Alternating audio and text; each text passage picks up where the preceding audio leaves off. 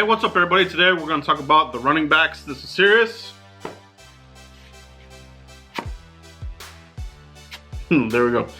Alright, so the last video we talked about the wide receiver projection. Alright, so a lot of spirited conversation there. A lot of people still believe in Tavon Austin. I am not one of those people. Alright, it's not going to happen. Guy does not stay healthy, but everybody's open to their opinion. That's what this is all about. So great conversation in the comments. Love it. Let's keep it rolling with this video here, talking the running backs. Right, I think this will be another interesting conversation. I'll be interested to see what you guys think about the running backs on this team and who makes it. But I'm gonna go over my list. Right, before we do that, let's go back in time and see who made the team last year. All right, and what we're talking about is at the end of the cuts, right at the end of the cuts, who made that 53 the following day. All right, so looking at 2018, there were only 3, including the fullback Olawale. So it was Ezekiel Elliott, Rod Smith, and Jamize Olawale. All right, so that's 3. All right, now for the Cowboys in 2019, how many will they take? All right, how many will they take? So I'm gonna go over my prediction and tell you that I think they're gonna carry 4 running backs this year. Okay, it'll be 4. Okay, let's get into my list. First one, obviously, the Ferrari, the Lamborghini, whatever you want to call him, the #1 running back in the entire NFL, and that's it. All right, that's it. That's it. There's no conversation past that. He is the #1 running back in NFL. #2, probably Saquon Barkley. All right, Ezekiel Elliott. All right, Ezekiel Elliott continues to show why he was drafted #4 overall from the 2016 draft. He does everything you want on the field, running all over the place, running over people, hurdling over people. He had that game where he had that deep pass, 69-yard catch from Dak Prescott. They really leaned on Ezekiel Elliott, especially last season. And he doesn't mind carrying that load. But this is the NFL. These things start to take their toll. And if you want to get that second contract and you want to get something out of that player, you need to, lighten that load. And I think the Cowboys did that with the draft here. And, we'll see what happens. But he's still your #1 playmaker. I think this offense is built around Ezekiel Elliott and that offensive line. Everything goes through that line and Ezekiel Elliott. All right, you got to have the 2. All right. Interchanging running back by committee, that kind of crap, that does not work. All right, so there's conversation as far as the contract. You can let them walk, you can do this and that, and you can put somebody else in there. Hold your breath on that. We've seen what happens here with the Cowboys when they tried to do that. All right, I want to keep Zeke. Now, the off-field, all right, Ezekiel Elliott does have the off-field issues. Obviously, the one that he got he didn't get any consequences from that flop over there in Vegas. I think that was it was dumb. But the thing about it is Ezekiel Elliott needs to stay out of those compromising situations. All right, so if he can wrap that up, he can take his career to the next level and that kind of thing. So gotta clean that up. But he's your #1 running back on this team. All right, let's go to #2. I think the second running back that will make this team is going to be Tony Pollard. Fresh out the draft, 2019 NFL draft, Tony Pollard out of Memphis. Comes full of accolades. Can be a beast in the return game. Score touchdowns at will. Has speed to burn. And he is a legit running back. He's not a gadget back. All right. I'm gonna keep hammering that away because some of the mainstream NFL knuckleheads out there, NFL Network, ESPN, whoever, Fox News, whatever, they think he's a gadget type of guy. He's not that. All right, he can choke the ball with power, run over people, take it on the outside, take it in between the tackles and guards, run over people with power and speed. The speed is his game. Can catch the ball out of the backfield. He is a well-rounded weapon. All right, now it's not a weapon if you don't use him. All right, so this is going to be up to Kellen Moore to get this going. Unlike Scott Linehan, who didn't do anything with anybody we ever had, and when he did, they were ineffective.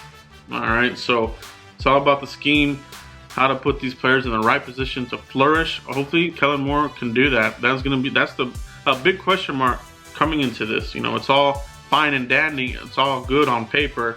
He's the genius. He's this and that. Let's see it first. All right, let's see it. You know. So Tony Pollard, he's gonna be your number 2 running back that makes this team. The third one, Jamize Olawale. All right, the fullback. He'll make this team. He did get the extension. I think it was a 2-year deal. Cowboys. I don't even know why we have a fullback. They really don't use it. They haven't used a good fullback since I think Tony Fiametta, when he was blocking for DeMarco Murray. That was probably the best one that we had. Before that, it was probably you know, Moose. All right, so big spans of just not really utilizing the position well, but they like him. He can block. He's not the most physical blocker though, but he will get in there and make some blocks. His game is catching out of the backfield, and when they tried to do it last year, you know, it fell out of his hands. So last year, hopefully that was just an apparition or something, because you know, we do want to utilize him some well, you know, out in the flats and that kind of thing. So he'll make the team. They did bring another fullback in here for competition, but I do think at the end of the day, Jamize Olawale, he'll be that third one. And the fourth and final running back that I have making this team is going to be Mike Weber, running back out of Ohio State. All right, so he makes the team because him and Tony Pollard are both really good pass blocking running backs. You know, they're good at what they do. They've been in, especially Weber. You know, he lasted all the way to the end of the draft pretty much, and Cowboys think they got a good steal on him. They had a higher rated draft grade on him, so they believe they got a good steal on him, and I think they did as well. I was surprised that he fell as far as he did, but it comes from a really good, well-rounded program. The running scheme, running with toughness out of the backfield, can pass catch, pass block, well-rounded. You know, pretty good speed as well. I think they're gonna go with the youth movement and keep that going. All right. Now, the dark horse of this all obviously will be Darius Jackson, the beloved one. All right.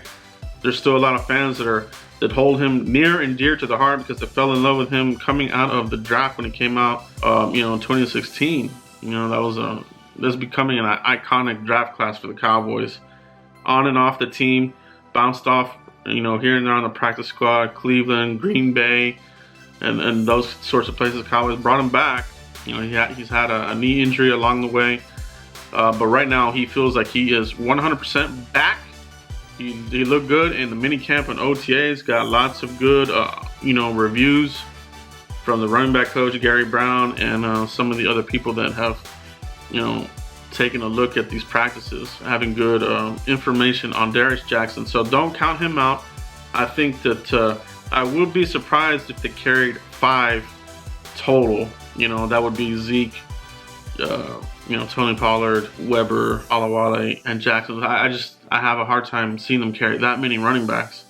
So I think there will be an odd man out. I think it might be Darius. Now, at the end of the day, I think it will come down to injury. All right, playing time. So I think for sure Zeke and Pollard are safe. I think it'll come down to if there's a final spot, the running back is going to be between Weber and Jackson. Does somebody get hurt? Does somebody play limp? And somebody stays healthy and makes it to the end of the finish line? I think that's what it's going to come down to at the end of the day. All right, so either way, the Cowboys will be in good shape. I'm hoping the best for Darius and all these running backs. I really like all of them. All right, and I still like Darius very much. I think he's a really good player, and he's fast too, man. They got a lot of speed on this team. All right, so let's hope they can utilize every single one of these guys. But those are my guys. All right, I'm going with those 4: Zeke, Tony Pollard, Jamize Olawale, Mike Weber. Okay, those are my 4. That's my projection for who makes this team. All right, let me know who you guys think ultimately will make the Cowboys team. Do you think they'll carry 5? Do you think they'll carry 4 or less? You know, and we are including the fullback in this. All right, so let me know who you guys think at the end of the day makes this team. Who's your dark horse? Do you have a pet cat? Let me know in the comments, guys. And as usual, continue to like and subscribe. Hit like on this, and happy 4th of July to every one of you out there. Happy Independence Day. We whooped up on England, all right? We took them out. All right, we got it. So enjoy your time with the family, friends, whoever. You know, check out the fireworks. and that kind of thing. So good day. But I'll see you guys for the next one, guys. Peace.